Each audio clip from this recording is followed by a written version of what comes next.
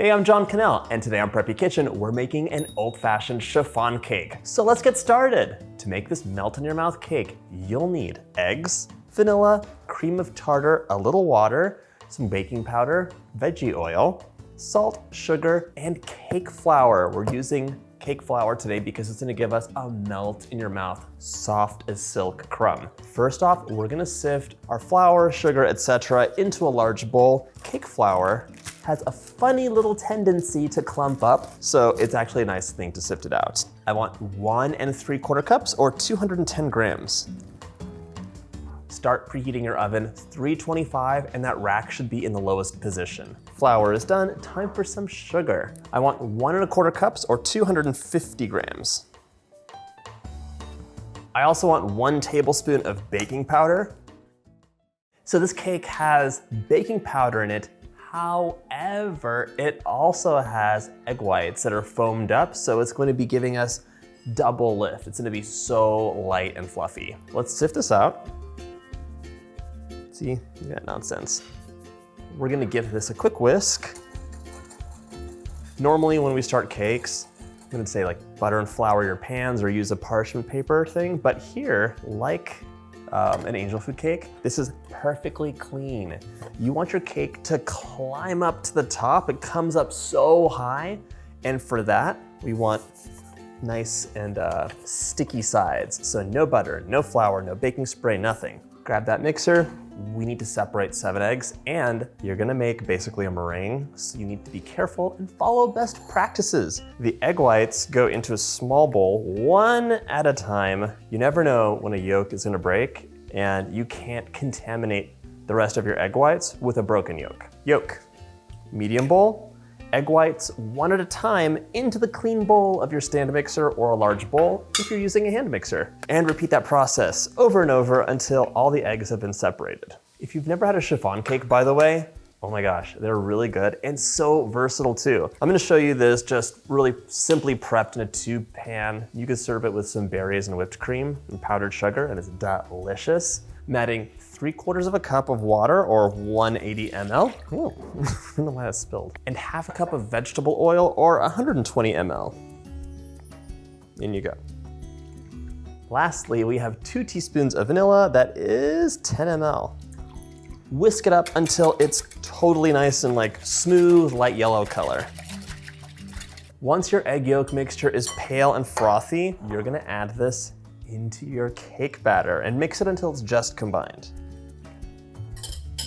We're mixing it until it's just combined. You don't want to activate the gluten, and you're left with like this weird like thick batter. You're like, this is not correct. However, we will be lightening this with egg whites and cream of tartar. So set this aside right now. Get that stand mixer out, clean whisk attachment. So we're adding 1/2 teaspoon of cream of tartar.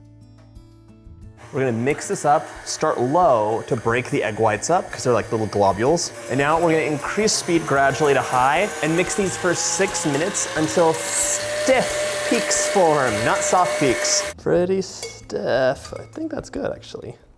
It's been about 6 minutes. Let's take a look. That's a stiff peak. You can see it stands straight up. It's not flopping over. And in here, like that is nice. One thing I have to tell you though, this is not the time to take a break. You gotta go. These egg whites will lose their consistency if they hang out too much. Grab about 1/4 of the egg whites, you can eyeball it of course, and we're going to fold that into the batter. It would be great if you could maintain all the millions and millions of air bubbles and not pop any, but that's not gonna happen. So the first bit that you always add in to a batter is gonna be sacrificial. It's getting mixed in, but it's also lightening that batter because sometimes it could be very heavy. It's the same deal if you ever make like a chocolate roll cake, AKA a bûche de Noël or a Yule log. This is folded in and I'm seeing almost no streaks. Now you're going to fold this in. So scrape the bottom with your spatula and cut in and bring it around. It's like you're making little convection currents. This batter has so much air in it, and because we use the water and the oil, it's just gonna stay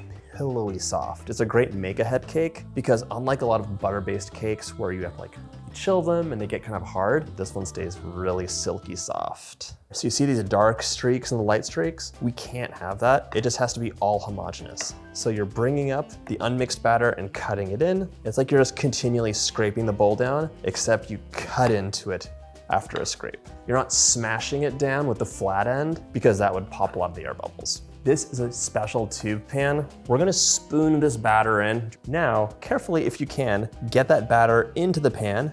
If possible, you don't wanna get it onto the walls of the pan.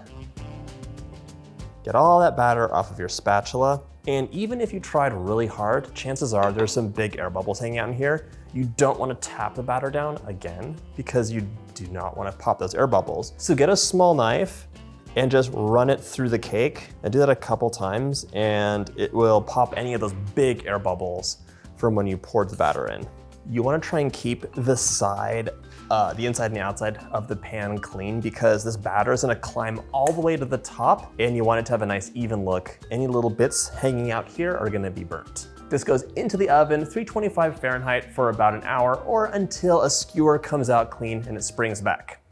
My cake's out of the oven. It rose up nice and high, but here's the deal. These tube pans have feet for a reason because it needs to cool completely upside down. That's how it will maintain its structure like a delicious bat. And basically, if you took it out right now, it would just collapse. So it needs to completely cool upside down, and then I'm gonna show you how to take it out without destroying it. Once your cake is cooled completely, and yes, you can leave this in overnight if you want, it's really easy that way.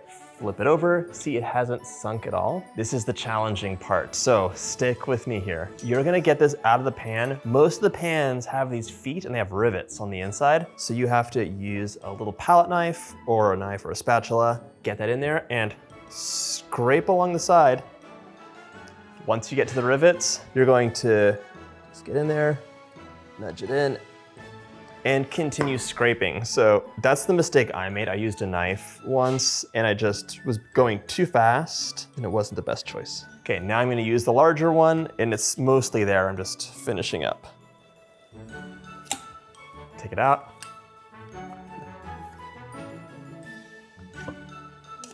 So now you're gonna flip it over. Actually, on its side would be better. Use that spatula and just free it from the top. This will get totally dusted and powdered sugar most of the time, and you can definitely frost these cakes too. So don't worry if the top gets a little bit messed up, that's okay. And also the inside of the tube too. This cake is pillowy soft. Look at this, it's like a big marshmallow cake, delicious situation happening. Dust it with powdered sugar. Give it a cut. You can serve it plain with whipped cream, berries, frosting, whatever you'd like. Melt in your mouth. Amazingness. I really hope you get a chance to make this recipe. And if you like this video, check out my easy cake playlist.